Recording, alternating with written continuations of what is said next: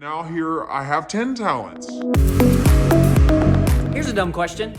Do you have a gift? No, not like something you received for your birthday or Christmas, but a talent or something that naturally flows out of you, something that you could take hold of and do all day long, something that you are good at and you know it. Let me ask you this next question then. What are you doing with that gift right now? Not in this moment, but in general. What are you doing with that gift right now? Each of us are given time, talent, and treasure to use for the kingdom, and as Christians, we are called to use these things wisely. I think of the story found in Matthew chapter 25, where Jesus likens himself to a ruler who is going into a far country. Jesus, of course, returned back to heaven, being that ruler who went into a far country. And the servants didn't know when he would return, but before he left his servants these talents. And it doesn't actually mean what it sounds like it means. If you know the story, talents in those days were forms of money, amounts of money. He left one talent, so 1 talent of gold or silver or whatever it was. He left the next one 2 talents of gold or silver, and he left the third one 5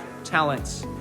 And he took his journey. When he gets back, all of a sudden, the servants realized that they had to come to account with what they did with what they were left. And so, the servant who was given 5 talents steps up to his Lord and states, Lord, you've given me 5 talents, and I took the 5 talents you gave me and doubled it, and now here I have 10 talents. And what did the master say to him? Well done, thou good and faithful servant. You have been faithful over few or little here. I will make thee ruler over much. The next servant steps up, the servant who was given 2 talents, and he states, Lord, you gave me 2 talents, and I doubled it. Here's 4 talents. And he said, well done, thou good and faithful servant. You have been faithful over few. I will make you ruler over many. And that third servant steps up and says, Lord, you gave me 1 talent, and I was so scared because I didn't want you to get upset if I used it wrong, and I didn't want to lose it. I didn't want people to cheat me out of it. I didn't want to do all these things because I knew that you would be mad if I did something wrong with it. And so what I did was I went and I buried it. And so here's the 1 talent that you gave me. It's safe and sound. Here you go. The Lord looked at him and was furious with that servant.